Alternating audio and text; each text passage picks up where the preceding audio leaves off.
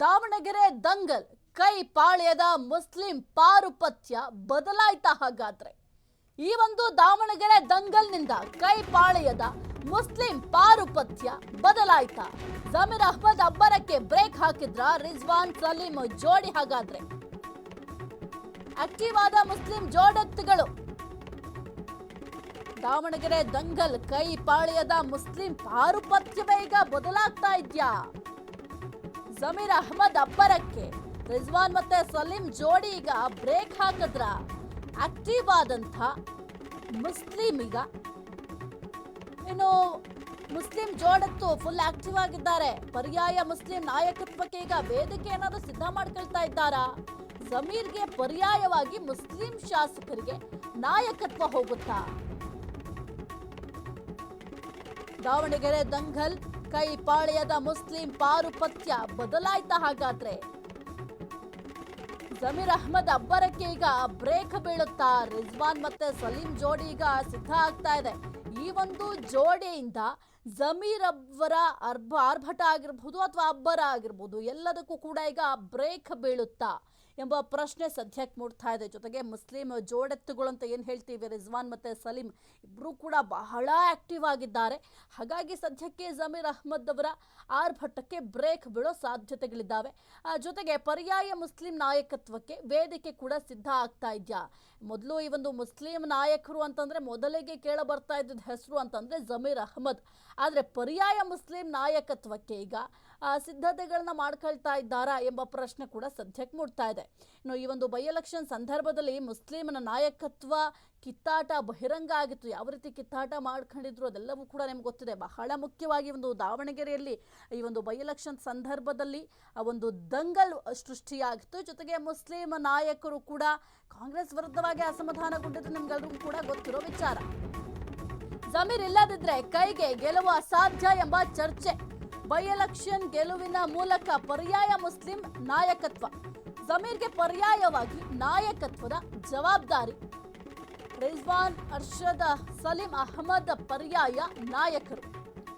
ಜಮೀರ್ ಹೊರತುಪಡಿಸಿ ಮುಸ್ಲಿಂ ನಾಯಕರು ಸಕ್ರಿಯ. ಇನ್ನು ಜಮೀರ್ ಇರ್ಲಿಲ್ಲ ಅಂದಿದ್ರೆ ಕೈಗೆ ಗೆಲುವು ಅಸಾಧ್ಯ ಅಂತ ಕೂಡ ಈಗ ಚರ್ಚೆ ಆಗ್ತಾ ಇದೆ. ಈ ಒಂದು ಬೈ ಎಲೆಕ್ಷನ್ ಏನಿದೆ, ಒಂದು ಬೈ ಎಲೆಕ್ಷನ್ ಗೆಲುವಿನ ಮೂಲಕ ಪರ್ಯಾಯ ಮುಸ್ಲಿಂ ನಾಯಕತ್ವವನ್ನು ಹುಡುಕ್ತಾ ಇದ್ದಾರೆ. ಹಾಗಾದ್ರೆ ಈಗ ಜಮೀರ್ಗೆ ಪರ್ಯಾಯವಾಗಿ ನಾಯಕತ್ವದ ಜವಾಬ್ದಾರಿಯನ್ನ ಬೇರೆಯವ್ರಿಗೆ ವಹಿಸ್ಲಿಕ್ಕೆ ಈಗ ಚರ್ಚೆಗಳು ನಡೀತಾ ಇದೆಯಾ? ಅದಕ್ಕೆ ವೇದಿಕೆಗಳನ್ನ ಸಿದ್ಧ ಮಾಡ್ಕೊಂಡಿದ್ದಾರಾ? ರಿಜ್ವಾನ್ ಅರ್ಷದ್ ಆಗಿರಬಹುದು, ಸಲೀಂ ಅಹ್ಮದ್ ಪರ್ಯಾಯ ನಾಯಕರಾಗ್ತಾರ? ಹಾಗಾದ್ರೆ ಇನ್ನು ಜಮೀರನ್ನ ಹೊರತುಪಡಿಸಿಯೂ ಕೂಡ ಮುಸ್ಲಿಂ ನಾಯಕರು ಬಹಳ ಸಕ್ರಿಯರಾಗಿದ್ದಾರೆ. ಒಂದು ವೇಳೆ ಜಮೀರ್ ಅವರು ಇಲ್ಲದೆ ಇದ್ದಿದ್ರೆ ಕಾಂಗ್ರೆಸ್ ಪಕ್ಷದಲ್ಲಿ, ಆಗ ಕಾಂಗ್ರೆಸ್ ಪಕ್ಷ ದಾವಣಗೆರೆ ಕ್ಷೇತ್ರದಲ್ಲಿ ಗೆಲುವನ್ನ ಸಾಧಿಸೋದು ಬಹಳ ಕಷ್ಟ ಆಗ್ತಾ ಇತ್ತು ಎಂಬ ವಿಚಾರ ಕೂಡ ಬಹಳ ಚರ್ಚೆ ಆಗ್ತಾ ಇದೆ. ಹಾಗಾಗಿ ಈಗ ಕೈ ಪಾಳ್ಯದ ಮುಸ್ಲಿಂ ಪಾರುಪತ್ಯ ಬದಲಾಗುವ ಲಕ್ಷಣಗಳು ಕೂಡ ಕಾಣ್ತಾ ಇದೆ. ನಾಯಕತ್ವ ನಿಭಾಯಿಸುವ ರಿಜ್ವಾನ್ ಸಲೀಂ ಅಹ್ಮದ್ ಯಶಸ್ವಿ ಆಗ್ತಾರಾ? ಮುಂದಿನ ದಿನಗಳಲ್ಲೂ ಮುಸ್ಲಿಂ ನಾಯಕತ್ವ ನಿಭಾಯಿಸುವ ಭರವಸೆ. ಬೈ ಎಲೆಕ್ಷನ್ನಲ್ಲಿ ಡಿಕೆ ಶಿವಕುಮಾರ್ ಬೆನ್ನಿಗೆ ನಿಂತ ಜೋಡೆತ್ತುಗಳು. ಡಿಕೆಶಿ ಬೆನ್ನಿಗೆ ನಿಂತ ರಿಜ್ವಾನ್ ಅರ್ಷದ್ ಹಾಗೂ ಸಲೀಂ ಅಹ್ಮದ್.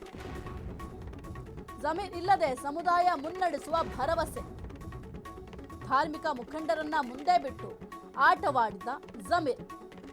ಸಚಿವ ಜಮೀರ್ಗೆ ಸಲೀಂ ಅಹ್ಮದ್, ರಿಜ್ವಾನ್ ಸಖತ್ ಟಾಂಗ್. ನಾಯಕತ್ವ ನಿಭಾಯಿಸುವ ರಿಜ್ವಾನ್ ಸಲೀಂ ಅಹ್ಮದ್ ಯಶಸ್ವಿ ಆಗ್ತಾರಾ? ನಿಭಾಯಿಸ್ಕೊಂಡು ಹೋಗ್ತಾರಾ? ಮುಂದಿನ ದಿನಗಳಲ್ಲೂ ಕೂಡ ಮುಸ್ಲಿಂ ನಾಯಕತ್ವ ನಿಭಾಯಿಸುವ ಭರವಸೆಯನ್ನ ಕೊಟ್ಟಿದ್ದಾರೆ.